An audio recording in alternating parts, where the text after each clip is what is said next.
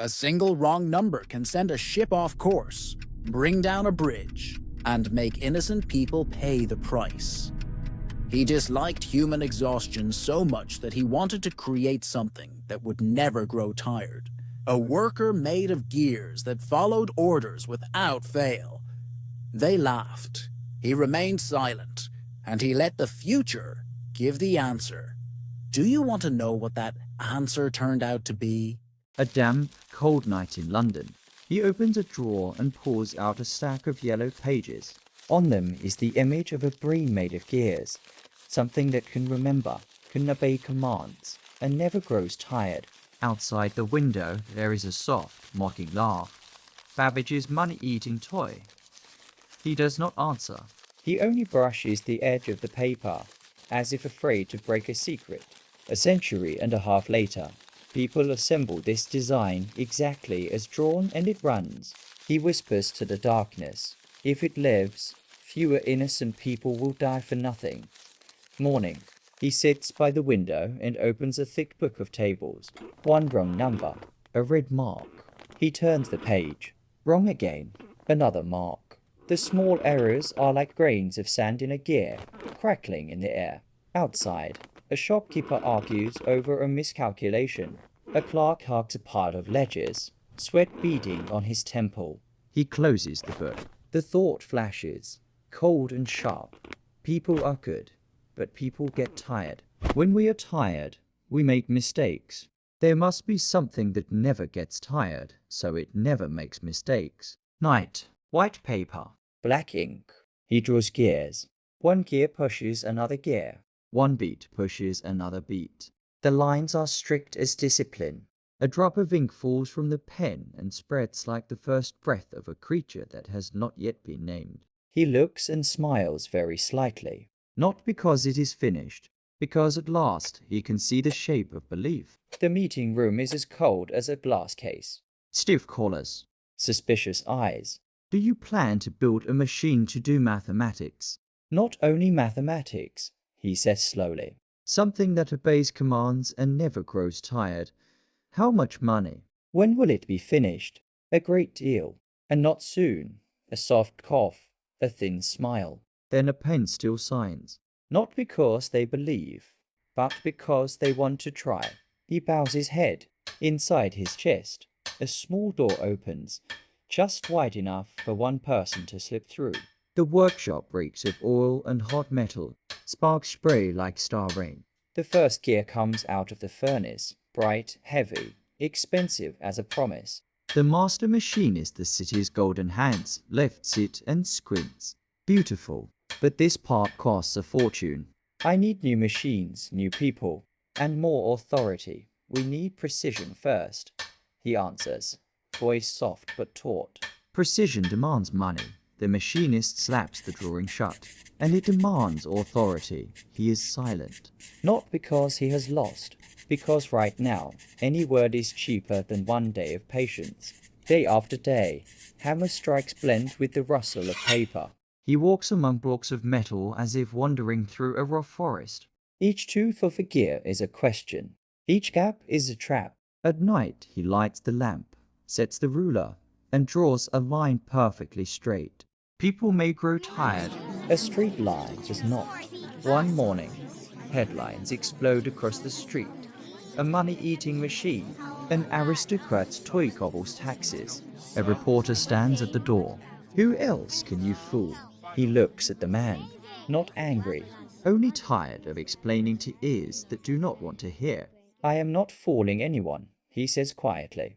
I am trying to reduce one more time that an innocent person must pay for a small mistake. The door clicks shut. Inside, a silence thick as armor. Friends become fewer. Invitations lie still in the drawer. His nights are lamplight and old paper. Sometimes he stands before the mirror and asks, do I still speak the language of this era? Then he laughs, thin as a blade. No, I am speaking with tomorrow. The workshop is loud again. The master machinist drops a packet of papers on the table, thick as a ledger of debt. Sign for higher fees. If not, I stop. He turns each page. The numbers swell like a snake's belly. If we keep raising the cost, this machine will never be born. If we do not raise the cost, it will also never be born.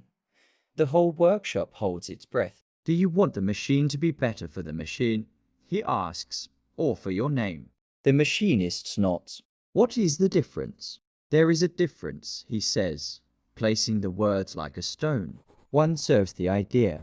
One serves the ego. The idea does not pay the rent. The machinist says, and turns away. He brings the packet back to his room. He writes nothing on it. He sets it aside, opens a small notebook, and writes one line. If you want to go far, you must accept being alone. He closes the notebook. He spreads the drawings like a surgeon lays out his tools. Straight lines, curves. New gears are born from the tip of the pen. Late night. Rain taps steadily on the roof. The night watchman's boots clop along the street. The clock stares with wide eyes. He does not stare back. He takes a punched card, places it on the edge of the paper, and taps it lightly. A tiny click echoes in his chest like a promise. No one hears it, but he does. The next day, the press laughs again. The workshop argues again. The committee asks the same old questions again. And he still sits in the narrow room, drawing a brain for a century that has not yet arrived. Each stroke is a wager. Each gear is a piece of his heart. If it lives, everything will change. If it dies, he will become a joke. He knows both fates, and he still chooses to continue. The morning after that small click, he looks at the pile of drawings as if staring into a maze he built himself. Instead of trying to smash through the walls, he takes one step back. The question in his head shifts, gentle but firm. Not, how do we do mathematics, but how do we teach it to listen? The faith from Act 1 is no longer a lonely spark.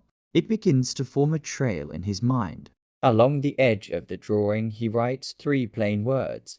Remember, listen to. Each word is like a steady breath that pulls him out of smoke and hammer blows.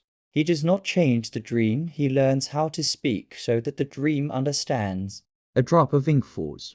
It is not an accident, it is the period at the end of the old way of thinking. That night he reluctantly attends a party. Golden lamps, languid music, conversations as thin as foam. He stands in a corner, holding a few sketches, a habit he cannot drop. A clear, steady voice rises behind him. Sir, are these instructions? He turns. Ada. Her eyes do not look at dresses or lights. They look only at black ink. If we write it correctly, your child will listen, she says, touching the edge of the page lightly. One day, it may even play music with numbers. The word child cuts his fatigue into pieces. For so long people called it a money-eating toy. Tonight, someone calls it a child. They meet in a room with little light, much paper, and enough silence for an idea to breathe. He draws neat and disciplined. She writes clear and brief, like guiding a clever but stubborn child. If it is tired, remove what is not needed. If you arrive here, turn another way. If you see this mark, do it again. They do not speak of fame.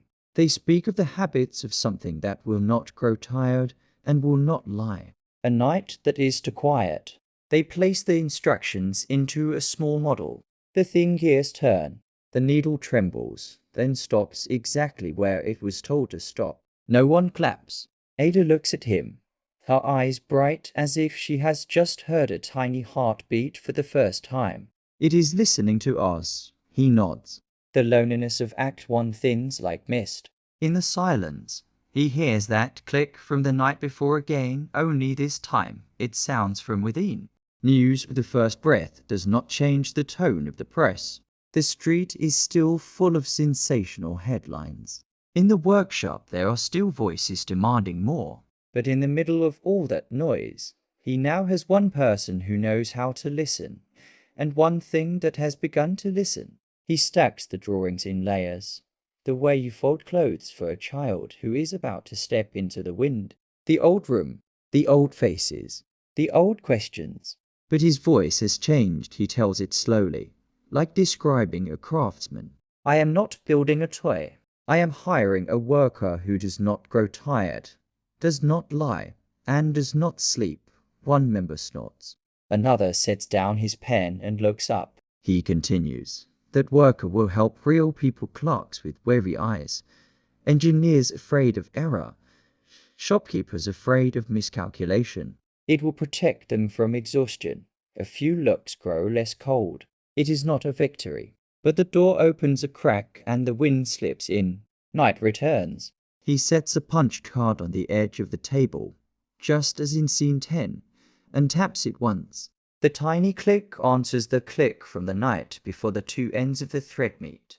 The first breath is here. The story is not yet safe, but it is no longer alone. Far ahead, another door waits, the door of conflict that Act 3 will open. But for now, the thread is strong enough to pull through a coming storm. Before he puts out the light, he writes one line in his notebook. Hope is discipline that lasts. He folds the notebook and blows out the wick. In the remaining darkness, there is only a heartbeat and the light feeling of having set one solid brick upon the foundation, so that tomorrow, no matter how hard the hammer falls, the base will not give way. A grey dawn. He fits a small part into the model. It stalls, off by the width of a single hair. The whole chain hums faintly like a fevered breath. He places his hand on the tiny needle, holds one breath, and can even hear the oil flowing. In his mind, the click from the hopeful night returns, vivid yet distant. He understands. It is not only the workshop that is tired. The century is tired too, and it has not yet grown precise enough for what he demands. The master machinist throws a packet of papers onto the table, thick as a debt ledger. Sign for higher fees. I need new machines and new people. Otherwise I stop. He turns each page, the numbers swelling like a snake's belly. In his ears, he hears newspapers waiting to pounce and a committee tapping pens. Knock, knock, knock. He does not look at the machinist. He looks at the dream and measures whether it can survive becoming a half-finished thing. Do you want the machine to be better for the machine, or for your name? The machinist sneers. What is the difference? There is a difference, he says, laying down the pen as if placing a stone. One serves the idea. One serves the ego. The machinist shrugs. An idea does not pay the rent. For a moment, the silence grows heavy. Everyone hopes he will bend to make life easier. He does not. I will not trade the vision for a half-finished thing. The words fall onto the concrete floor. The workshop door slams behind the machinist. A gear rolls, spins a few circles, then falls over. He picks it up and feels his hand tremble a little, not out of fear, but out of sorrow for the days when they worked and sweated together. Then he sets it back on the shelf, straight and true, like a farewell. Polished wood, stiff collars. A committee member lifts a gear and peers at it under the lamp as if it were a toy. Is it running yet? It needs time. How many years have you said that? He looks straight ahead, voice thin but firm. I will say it as long as it is true. Rushing will produce a shoddy thing. The public is tired. One man declares, I am not asking to put on fireworks for 3 months, he replies slowly. I am asking for a foundation that will last 100 years, so that people will be less tired for a very long time. The room does not applaud. Only a few frowns deepen by one notch. He hears a pen tapping on the table. Knock, knock, knock like a hammer on the lid of the future. The next morning, the streets are flooded with headlines. Babbage is arrogant. The machine does not run. Taxpayers fund an aristocrat's toy. Reporter blocks the doorway, hat thrust forward. Who else can you fool? He looks at the man, not angry, only wary of shouting into ears that have been plugged. I am not fooling anyone, he says softly. I am trying to reduce one more time that an innocent person must pay for a small mistake. The door clicks shut. Inside, the silence wraps around him like armor. A dark, rainy afternoon. The messenger sets a sealed red envelope on the table, then slips away like a shadow. He breaks the wax. One sentence, one period. We are ending the funding. No theatrics. No music. Only wait. He stands still and listens to the rain tapping on the glass. Dot, dot, dot, as if spelling out a joyless word. The end. Two voices, two opposing attorneys. Cut back. Make it smaller. Release something so people can see it. Keep it true. Accept a loss in the short term. Let the idea live correctly. Your honor, the truth of the idea. He walks to the window. Rain streaks into silver lines. In the forked glass, he sees the child that Ada named, and he sees again the worker he promised to hire. The one who never grows tired, never lies, and never sleeps. He fears betraying that promise more than any taunt outside. He returns to the table. He lays the letter down neatly, like placing a stone upon a grave. He does not tear it. He does not crumple it. He runs his hand along the edges of the drawings, as gently as smoothing the hair of a sleeping child. There will be a day, he whispers. If not me, then someone after me. He takes a punched card and sets it on the edge of the table. Click a small sound that runs straight back to the hopeful night. No one hears it, but the thread between Act 1 and Act 2 ties one knot tighter. Out there, people say it is over. In here, he chooses to wait, without compromise and without fireworks. He waits for the sentry to step up to the door he has already left ajar. The gallery is as quiet as a chapel. Old wooden crates open their lids. The drawings are brown with age, the edges frayed like the hem of an old coat. A small team sets each brass shaft on its rack and slips each gear into place, hands trembling but reverent. No one adds or removes a thing. They simply honor the original idea. A hand turns the crank. The gears catch. The needle quivers once, then settles exactly where it was told to stand long ago. The paper begins to feed out numbers. The room freezes, then lets out a soft, collective vow. Justice arrived late, but it arrived exactly right. The mechanical hum moves through the room like an invisible thread. It runs straight back to that lamplit chamber years ago, where a man once tapped a click on the edge of a table. If he were alive, you would probably only nod. No cheering, no speech, just a narrowed gaze, checking whether the child is following the instructions as it should. Step out to the street. The sea of lights flickers like an orchestra. You pull out your phone and type one line.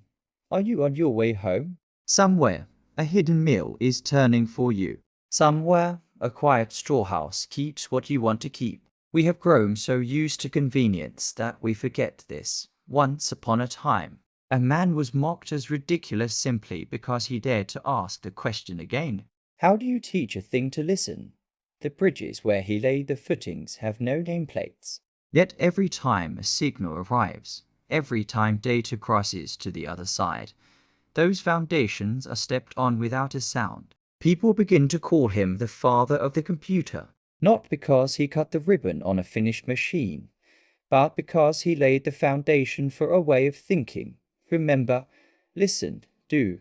Sometimes a father does not stand under fireworks. He is the one who places the first brick, then steps down to the stair below, so that others can lay more bricks and the wall will stay true. If you are doing something that makes people laugh, that thins your wallet and thickens your scars, remember this: being right early is still a kind of right. Some dreams do not bloom in front of the dreamer, but they still bloom when their season comes. Babbage had no fireworks. He had foundations, and foundations are where a dream stands firm. Inside the glass case, the machine breathes evenly, hum, hum. Somewhere else, a fingertip touches a key, click. Two sounds that seem far apart meet halfway in the air, like the click of a lamplit night answering the hum of today. The legacy does not close with fireworks, but with endurance, the endurance of an idea that traveled from yellow drawings to the bright screen in your hand. A quiet night. Inside the glass case, the machine still hums. In another room, someone presses a key with a click. Two sounds that seem far apart touch each other in midair, like a slow knot passing through the centuries. Babbage did not have fireworks. He had endurance. So, in the end, was he a madman burning money, or a genius daring to speak with tomorrow when today was not ready yet? The question does not need a single answer. It needs you. If you have ever been laughed at for arriving earlier than everyone else, if you have ever chosen to keep your vision intact instead of releasing a half-finished thing just to breathe easier, remember this. Being right too early is still a kind of right. Some flowers bloom when the one who planted them has already gone, but the petals are just as fragrant. What label do you choose for Charles Babbage? Genius or madman? And why? Write one sentence in the comments. And if you have ever been right too early, share one short experience so those who come after feel less alone. I will pin the most moving story to the top. If this story touched you, stay with us. Hit subscribe and turn on the bell so we can keep following this thread together, so that whenever the future knocks too early, we show up. See you in the next episode.